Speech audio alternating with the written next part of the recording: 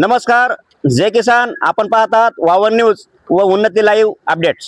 मी आज आहे परळी तालुक्यातील ओमकारेश्वर शुगर युनिट नंबर 8 या ठिकाणी. युनिट नंबर 8 हा कारखाना शेतकऱ्यांना खूप वेठीस धरतो. शेतकऱ्यांची खूप मोठ्या स्वरूपामध्ये या कारखान्याच्या बाबतीमध्ये ओरड आपल्या परिसरामध्ये आहे.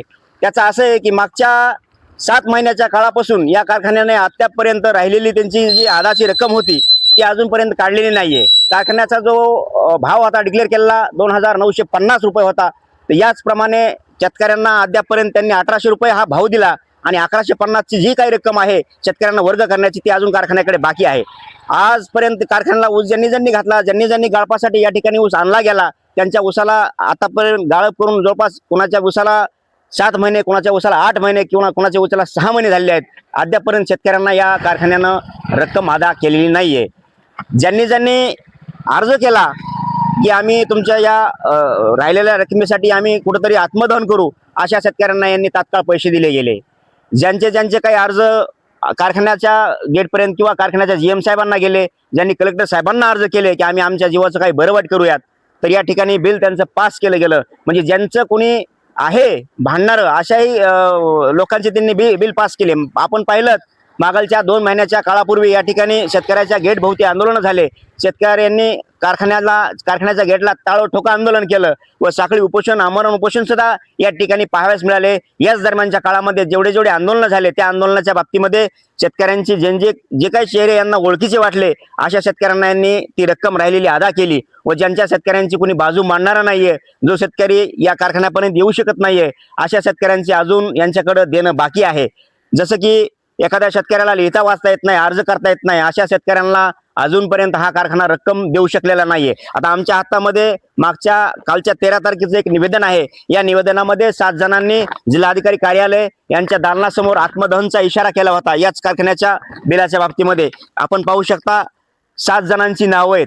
यांनी जिल्हाधिकारी साहेबांना आम्ही तुमच्या दालनासमोर येणाऱ्या 15 ऑगस्ट रोजी आम्ही तुमच्या दालनासमोर आमची जर रक्कम अदा नाही केली कारखान्यानं, तर आम्ही आत्मदहन, सामूहिक आत्मदहन व कुटुंबासोबत आत्मदहन करू, असा जबर इशारा दिल्यानंतर ज्या दिवशी 13 तारखेला हा अर्ज जिल्हाधिकारी कार्यालयासमोर गेला, त्याच दिवशी संध्याकाळी यांची रक्कम यांच्या अकाउंटला पडली गेली. मला सांगा, ज्यांनी ओरड केली, ज्यांनी कुणीतरी भांडतंय, अशा लोकांना तुम्ही पैसे देताय आणि ज्यांचं कोणी वाली नाहीये किंवा ज्यांचं कोणी बोलणारं नाहीये किंवा ज्यांना लिहिता वाचता येत नाही किंवा जो एखादा शेतकरी यांच्या कारखान्याच्या दालनासमोर किंवा गेट समोर येऊ शकत नाहीये, अशा शेतकऱ्यांना तुम्ही जाणीवपूर्वक वेठीस धरताय आणि याचं सगळं श्रेय या कारखान्याच्या मॅनेजमेंट वरती जातं.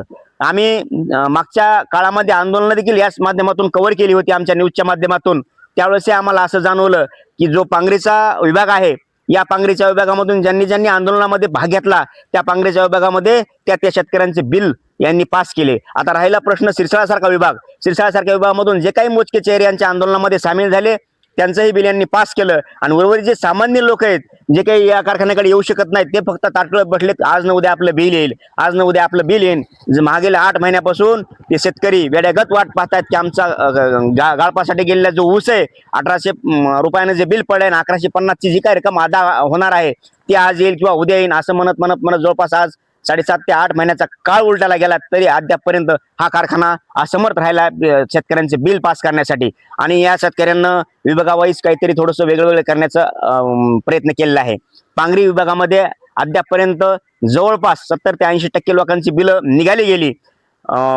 गाडे पिंपळगाव विभाग, कासरवाडी विभाग, सिरसाळा विभाग, या विभागामध्ये मोठ्या स्वरूपामध्ये या कारखान्यामध्ये ऊस गाळपासाठी आला. रक्कम मोठ्या स्वरूपाची असल्या कारणाने त्यांनी अद्यापर्यंत ती रक्कम त्या ठिकाणी त्या लोकांना दिलेली नाहीये. छोटे विभाग यांनी काढले गेले व ज्यांनी आंदोलनं केली त्या आंदोलकांची यांनी बिलं काढली. आणि जे काही या ठिकाणी अर्ज घेऊन येतात, एखाद्या समजा नेत्याने अर्ज केला किंवा संबंधित आमच्या 10 लोकांची ही यादी आहे, त्यांचे तुम्ही एवढे बिल काढून द्या, तर त्यांचे काढले गेले. एखाद्या शेतकऱ्याला कोणी वालीच उरला नाही, तर त्या शेतकऱ्याला या कारखान्यानं अद्यापर्यंत तात्काळ ठेवलेलं आहे.